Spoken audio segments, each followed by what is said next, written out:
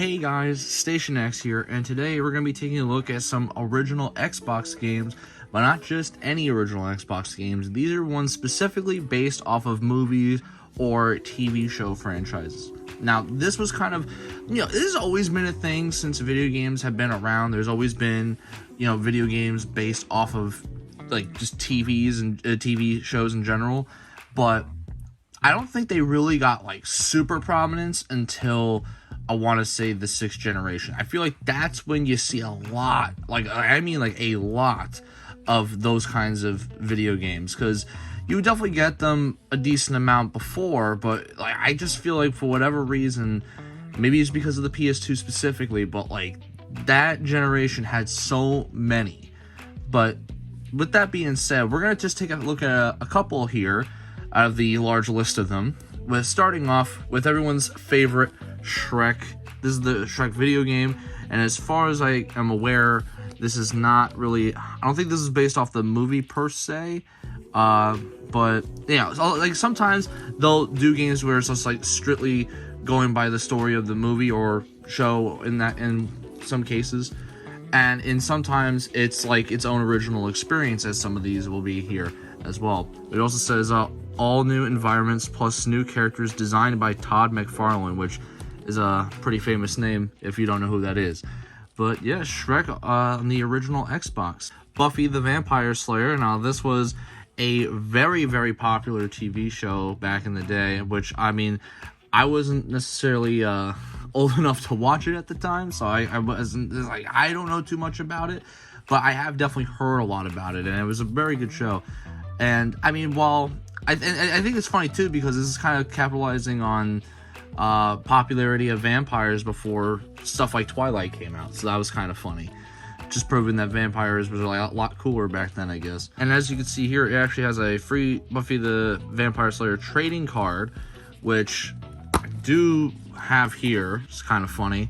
It's a little bent, of course, because these things are old, but, really cool. Blade 2, this is a Marvel franchise that doesn't get talked about a lot these days. Again, this was a very popular movie back in the day, and now, now that Disney has gone on to make so many great Marvel movies with the MCU and stuff, Blade hopefully coming to it very soon. This one's another one more so based off the movie, if anything. And yeah, I don't know, I remember it being popular but not good in a sense, right? Ghost Rider was another one that was it was popular, a lot of people know about it, but not a lot of people liked it, or at least it wasn't massively popular, say an Iron Man or a Captain America sort of deal. But this one's okay. Good old Star Wars, ObiWan, for instance. Now, this one's just strictly about ObiWan Kenobi, but before he becomes the Master Jedi, of course. This is when he was actually just a Padawan learner. And it kind of takes place a little bit before the first movie, I want to say, because based off the screenshots here and the description, it's a bit before the movie. I actually have never heard of this Star Wars game before until recently, just because I was browsing through the Xbox section, and all of a sudden I see this thing, and I'm like, why have I never heard of this? And this is probably safe to say, I don't think we're going to get a re-release of this, or at least not anytime soon, which is kind of a shame, because, it's not a horrible game, but it's not one that a lot of people talk about.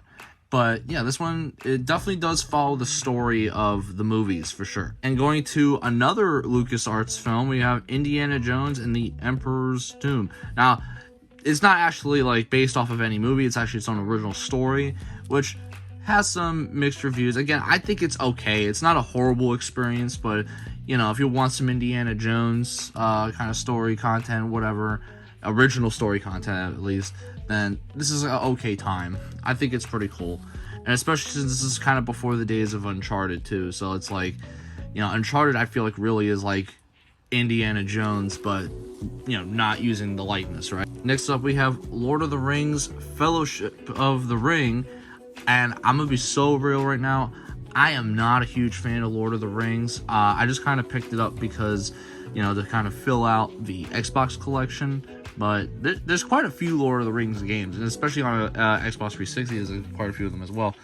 And I don't know, I just, I never really enjoyed the movies all too much, and I don't know if it's just because when I watched it I was pretty young, so I maybe just didn't understand it all too well. So I definitely do owe it another rewatch just to see if I like it nowadays. But this one, from what I could tell, isn't necessarily based off of the movie itself. I believe it's its own original story. But yeah, I don't know. Whenever Lord of the Rings gets brought up, I'm never like super excited. But I understand a lot of people do like it, and this one I believe did fairly well when it first came out. So Terminator: Dawn of Fate. Again, this is another one that's not necessarily like based off of anything in the movies themselves. It's more so just its own original story, which it's got this nice like shimmery cover, which a lot of 6th generation games had that. And yeah, I mean, I'm a big fan of the Terminator series. Specifically, Terminator 2 is my favorite. You know, I don't think anything could top that, and this one's an okay time. It's made by Atari, which, you know, they made some pretty wild, goofy games during this generation, so it was kind of funny seeing that logo there. But yeah, this one's pretty cool. 2 X-Men games: X-Men Wolverine Revenge. Well, I guess it's X2 Wolverine's Revenge, and X-Men Next Dimension. Now, of course, one's based off of the Marvel movies, and this one, I believe it's its own original story, but I kind of want to include it because it was the only other X-Men game I had, so, you know, I just felt like including it. And besides, it kind of does remind me a little bit of the X-Men show, like, from back in the, I want to say 90s? I don't know if it started in the 90s or 80s. I don't remember, but it used to play on reruns back in the early 2000s for me. And now they have the 97 show, which is cool. Been keeping up with that. But yeah, these are pretty fun games. I do enjoy them a bit. You know, again, even if some people don't necessarily like this one in particular, I did enjoy a lot of the kind of goofy movie/TV titles back in the day. And I am known a little bit for liking games that most people don't like. So, I mean, I definitely enjoyed these. It's like, I'm a big Marvel guy, and specifically Wolverine's one of my favorite X-Men in general. If we don't count Deadpool in there, because I kind of like counting Deadpool in it. But still, it's pretty cool. Next up, we have 007. Now, I could have included a decent amount of 007 games, but I just didn't want to put a whole bunch in one video just because I didn't want the whole thing to be just about 007. But, I mean, we got 2 here. We have 007 Nightfire, you have 007 Everything or Nothing. And while these are okay, they're not horrible games. They're definitely very much fun to play.